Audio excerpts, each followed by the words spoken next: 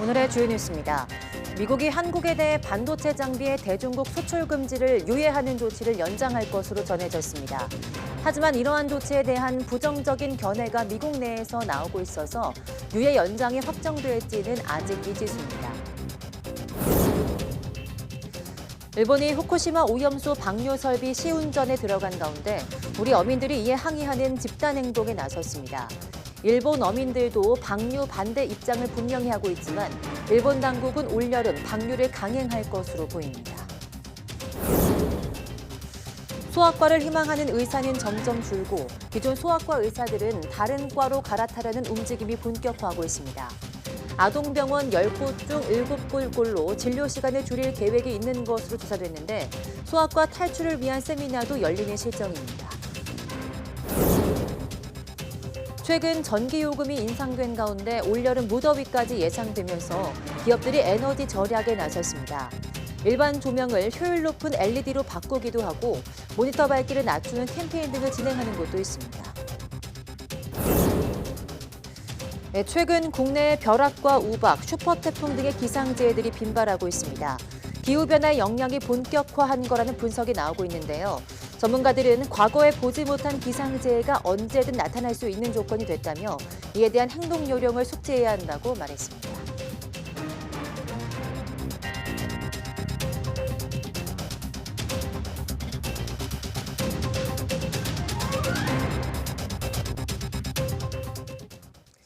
여러분 안녕하십니까? 6월 13일 사이언스 투데이 시작합니다. 도쿄전력이 후쿠시마 제1원전의 오염수 방류 설비의 시운전에 들어가 있습니다.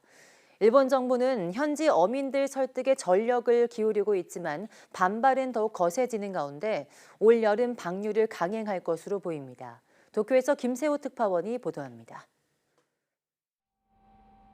도쿄전력은 이른 오전부터 후쿠시마 제1원전 오염수 해양 방류 설비의 시운전에 나섰습니다. 방사성 물질이 포함되지 않은 물과 바닷물을 원전 앞바다로 내보내는 시험입니다. 도쿄전력은 해수로 희석하는 설비와 함께 이상이 생겼을 때 시스템이 정상 작동하는지를 확인하는 것이 목적이라고 설명했습니다. 방류가 초읽기에 들어가자 일본 정부는 지난 7일과 10일 후쿠시마 원전 주변 어민 단체들을 잇따라 만나 설득에 힘을 쏟고 있습니다. 福島第一原発の廃炉を着実に進めていくために避けては通れない課題であると漁業者の皆様のなりわい継続への支援に取り組んでいきたいというふうに。 하지만 어민 단체들이 방류 반대 입장을 분명히 하면서 정부와의 입장 차는 좁혀지지 않고 있습니다. 国統合としてはやむを得ずＡＬＰＳ処理水の海洋放出を決定せざるを得なく、その辺についてはずっと平行線だろうと思います。 후쿠시마 현 지사도 정부의 오염수 방류에 따른 좋지 않은 소문으로 어민들이 피해를 입지 않도록 만전을 기해달라고 촉구했습니다.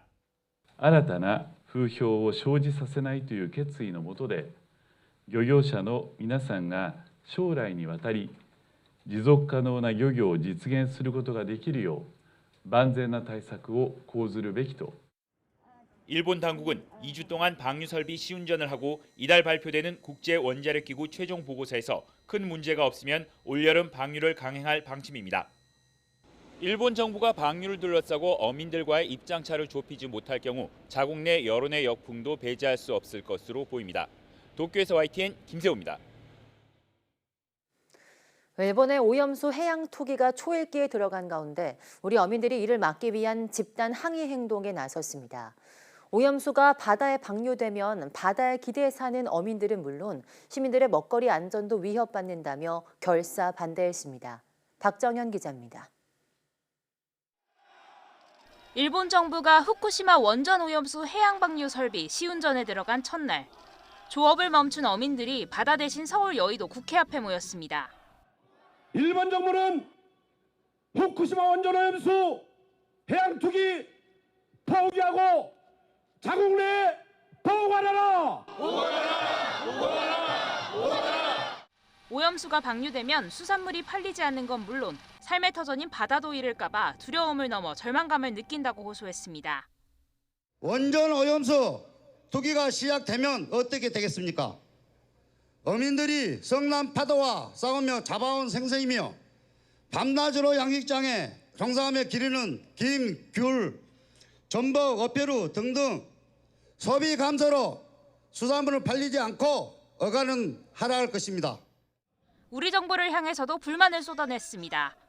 적극적으로 항의하기는커녕 오염수가 방류돼도 수산물은 안전할 거라는 식으로 대래 일본 정부를 옹호하고 있다고 강하게 질타했습니다. 그러면서 오염수 해양 투기를 막기 위해 한국 정부가 국제해양법 재판소에 일본 정부를 제소해야 한다고 주장했습니다. 이 나라를 끌어가는 대감님들께서 제대로 정책을 펴주시고 온 국민이 걱정 없이 살아갈 수 있도록 정책을 해나가 주시기를 바랍니다.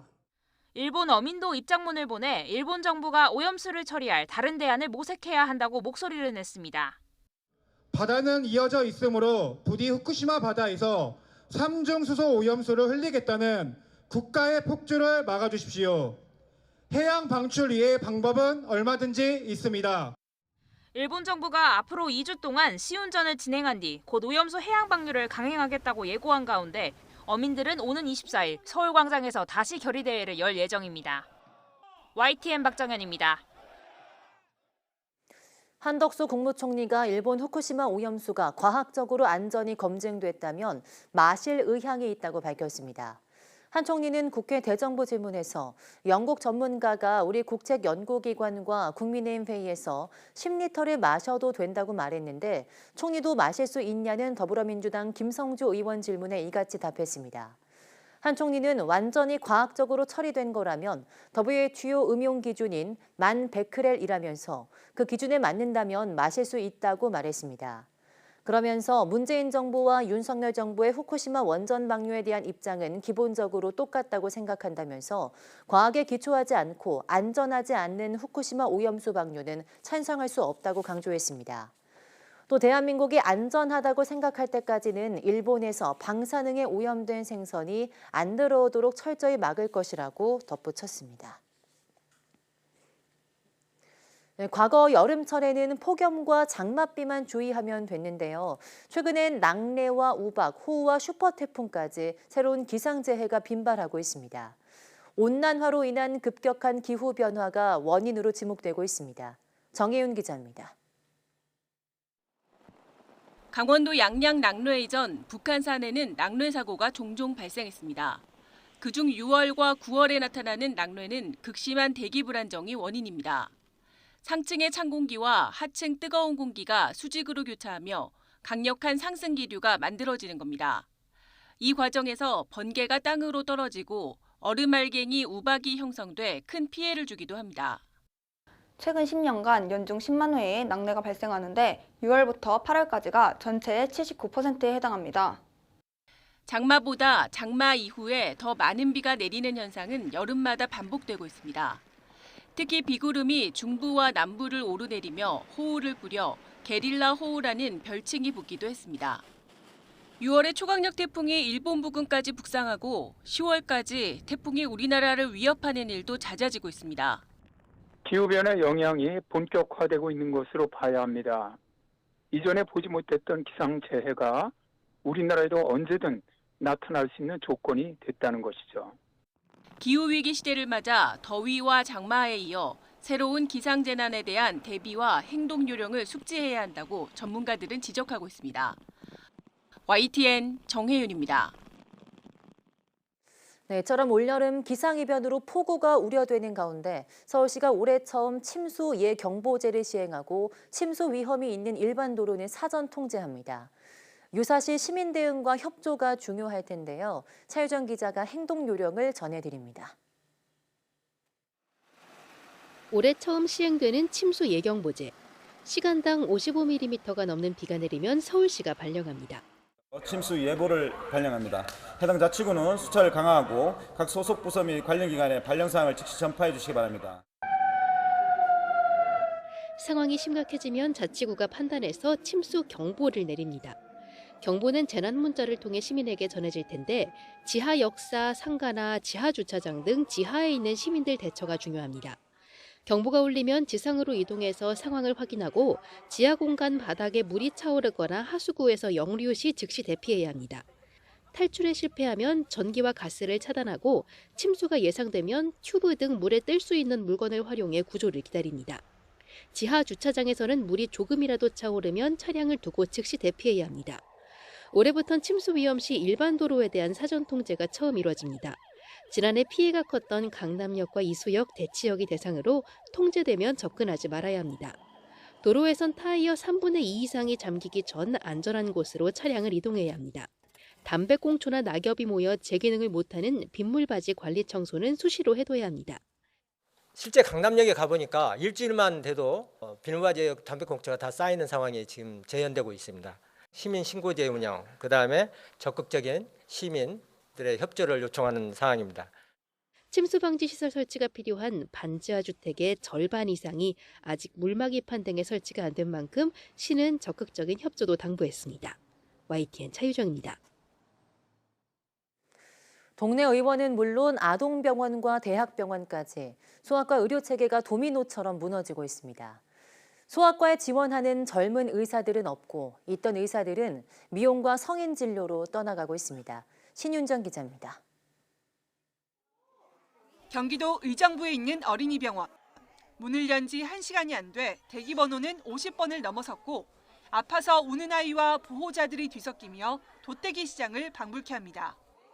밤새 고열에 시달린 아이를 안고 아침 7시부터 줄을 선 엄마는 평소와 비교하면 그나마 한산한 거라고 말합니다. 대기 시간이 기니까 그 시간 안에 오히려 다른 게 전염될까 봐 못 올 것 같다고 할 정도로 사람이 진짜 여기 많고 열이 안 떨어져서 그냥 아침 7시에 나와서. 이 병원은 의사를 더 뽑으려고 해도 구할 수가 없는 데다 직원 인건비 등은 오르면서 진료 시간 단축을 고민하고 있습니다. 저희가 그 1인당 6시 이후에 9,200원인가를 더 받거든요. 직원들에게 인건비라든가 이런 걸로 나가는 돈보다 훨씬 적기 때문에 어떻게 이거를 줄여야 되는 게 사실은 맞습니다. 이처럼 동네 소아과 의원과 대형병원 사이 허리 역할을 하는 아동병원들 10곳 중 7곳이 진료 시간을 줄일 계획이 있고 그 시점은 5개월 안이라고 예상했습니다. 앞서 소아청소년과 간판을 내리겠다고 선언한 개원이들은 미용과 성인 진료로의 전환에 속도를 내고 있습니다. 경증과 중증 소아 진료를 담당하는 1차, 2차 의료 현장 붕괴에 응급 소아들마저 응급실 뺑뺑이를 전전하며 위기가 심화하고 있는 겁니다. 정부는 평일 야간과 휴일에 문을 여는 달빛 어린이병원과 소아 전문 응급의료센터 등 각종 시설 확충을 발표하고 있지만 소아과 의사가 부족한 상황에서 의사 돌려막기에 불과할 거란 지적입니다. 아동병원에서의 그런 의료진의 이탈이 많이 보이고 있습니다. 결국은 종합병원에 아니면 대학병원에 입원 전담이라든가 응급실 병원 쪽으로 많이 인력들을 사실 유출을 당하고 있는 상황인데요. 아랫돌 빼서 윗돌 맞고 아랫돌은 계속 1차, 2차 의료가 붕괴되는 시점이라고 생각됩니다. 결국 의료 수가 조정 등 현실적인 대책이 나오지 않는 한 소아과 의사들의 도미노 이탈은 막기 어려울 것이란 우려가 나오고 있습니다. YTN 신윤정입니다.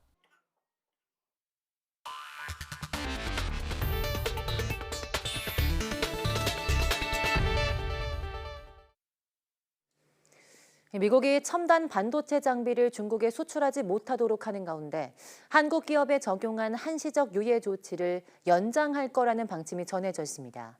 하지만 최근 중국의 마이크론 제재 이후 우리 기업에 대한 미국의 압박이 거세지고 있어서 안심하긴 이르다는 지적도 나오고 있습니다.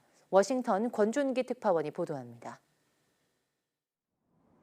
지난달 중국 정부가 미국 반도체 기업 마이크론에 대한 수입 금지 조치를 발표하자 미국은 정치적 보복이라며 거세게 반발했습니다.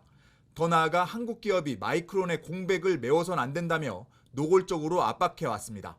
If they take advantage of Chinese punishment of us, it's going to be a huge problem because it will erode the trust we have together. This is the China core strategy. It's divide and conquer. 마이크론 제재의 반사이익을 한국 기업이 얻게해선 안 된다는 목소리까지 나왔습니다. 지난해 10월 첨단 반도체 장비를 중국에 수출하지 못하도록 하면서 삼성과 SK에 준 1년 유예 조치를 더는 적용해선 안 된다는 주장이 대표적입니다. 이 같은 우려에도 불구하고 미국 상무부가 한국 기업에 대한 수출 통제 유예 조치를 연장할 거라는 보도가 나왔습니다. 월스트리트저널은 상무부 차관이 지난주 미국 반도체 산업협회 관계자들을 만나 한국과 타이완 기업에 대한 장비 수출 통제 유예 조치가 당분간 연장될 것이라고 밝혔다고 보도했습니다. 신문은 중국과의 비즈니스를 제한하려는 미국의 노력에 대해 국내외 반도체 업체가 저항해 왔다며 가장 큰 비판은 한국에서 나왔다고 전했습니다. 그러면서 수출 통제 유예 조치 연장은 세계 경제가 고도로 연결된 상황에서 중국 첨단 산업을 고립시키는 것이 어렵다는 것을 보여준다고 분석했습니다. 유예 조치를 언제 어떻게 연장할지에 대해선 구체적으로 언급되지 않았습니다. 이 같은 보도에도 미중 간 반도체 갈등이 고조되는 상황에서 한국 기업의 튈 불똥을 우려하는 목소리가 끊이지 않고 있습니다. 월스트리트저널은 한국 기업에 대한 수출 통제 유예 연장이 중국의 기술 발전을 막기 위한 수출 통제 조치를 약화할 거라며 부정적인 견해를 덧붙였습니다. 워싱턴에서 YTN 권윤규입니다.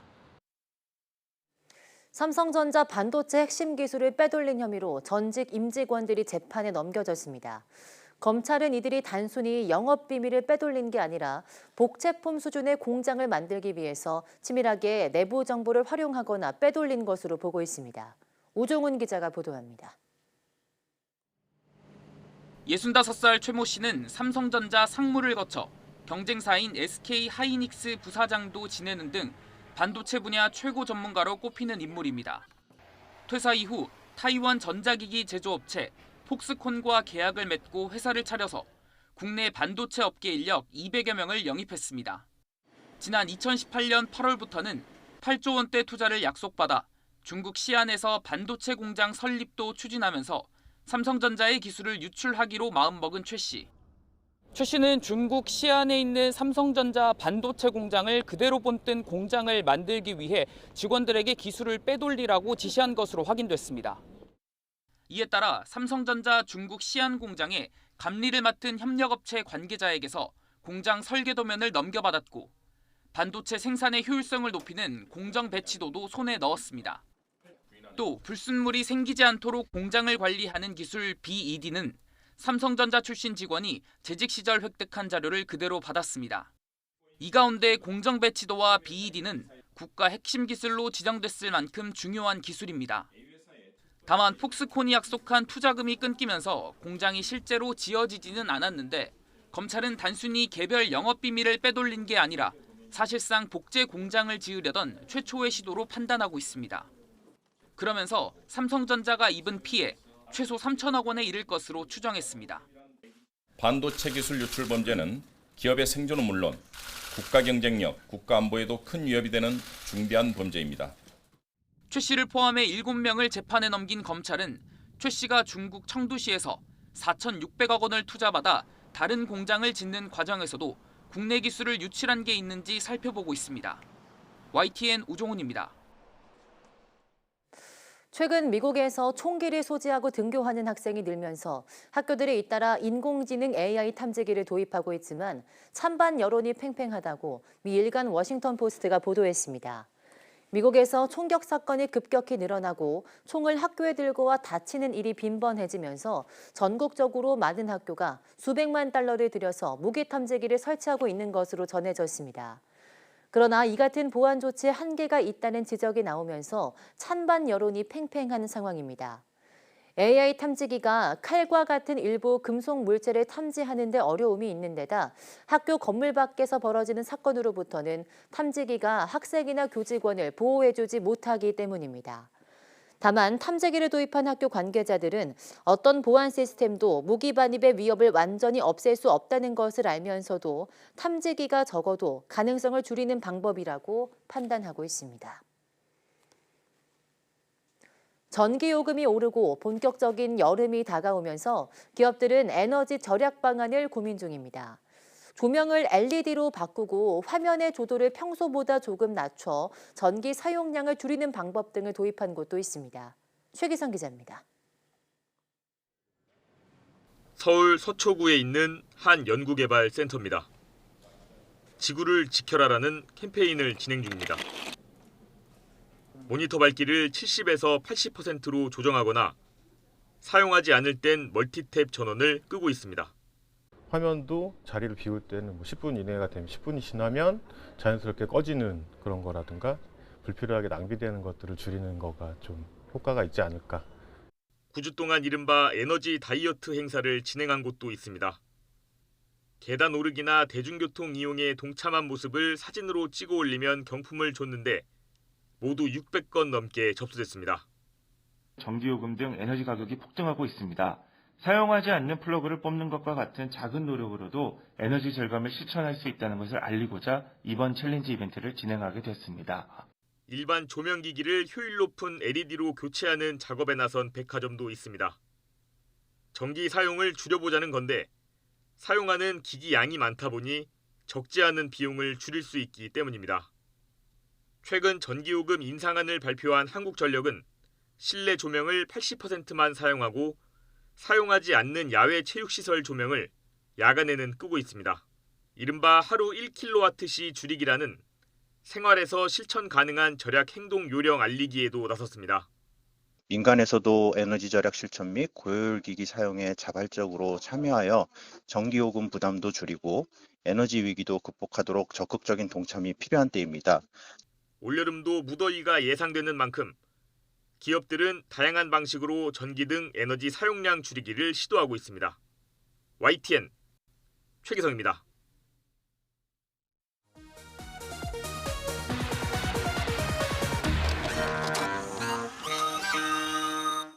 이곳에 입영한 젊은이들은 군복으로 갈아입기가 바쁘게 각종 기본 전투 기술을 익히게 됩니다. 애인이십니까? 애인입니다. 애인이라고 복수합니다.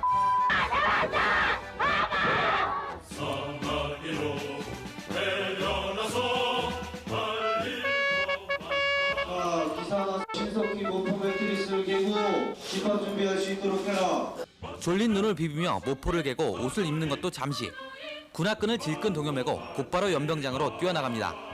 조교의 불효령과 함께 PT 체조가 시작됩니다. 훈련 과정에서 가장 어렵다는 유격 기초훈련을 받으며 조금씩 터득해가고 있습니다. 신세대 훈련병을 야전에서 환영받는 기초가 튼튼한 정예 강병으로 육성한다는 목표 아래 전 장병이 하나가 되어 구슬땀을 흘리고 있습니다. 6주간의 교육 훈련이 끝나고 나면 자랑스러운 2등병 계급장을 달아줍니다. 병영 생활을 함께할 신병이 오는 날이라 고참들은 더욱 즐겁습니다. 자, 금일 전입원 이병이다. 여러분들과 같이 생활하게 됐으니까 우리 뜻깊은 박수로서 맞이해주자. 선배들의 따뜻한 환영 속에 관물 정리 등 내무반 생활을 배웁니다. 일상적인 병영 생활이지만 하나 다른 점이 눈에 띕니다. 바로 비디오 카메라입니다. 첫 휴가까지 100일 동안 아들의 얼굴을 못 보는 부모에게 영상 편지로 만들어주기 위해서입니다. 영상 편지가 전북 익산에 있는 집에 도착했습니다. 검게 그을린 아들의 얼굴이 화면에 나오자 어머니의 눈시울이 붉어집니다. 훈련 잘 받고 있습니다. 휴가 날 뵙겠습니다. 부모님 사랑합니다. 국토를 지키기 위해 젊음을 불태우는 훈련병들에게서 우리의 미래는 밝다는 사실을 느낄 수 있습니다.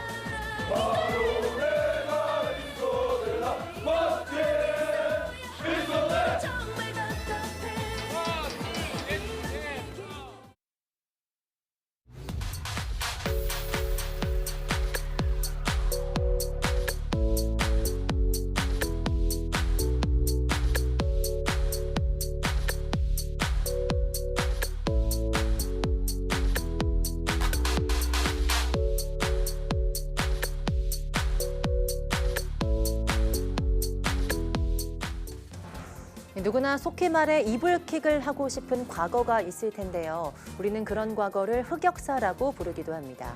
오늘 오후 사이언스투데이 한길 사람 속은에서는 과거의 내가 만든 흑역사와 지금의 내가 조금 더 편안하게 마주하는 방법에 대해 이야기 나눠보겠습니다. 많은 시청 바랍니다. 함께해 주신 여러분 고맙습니다.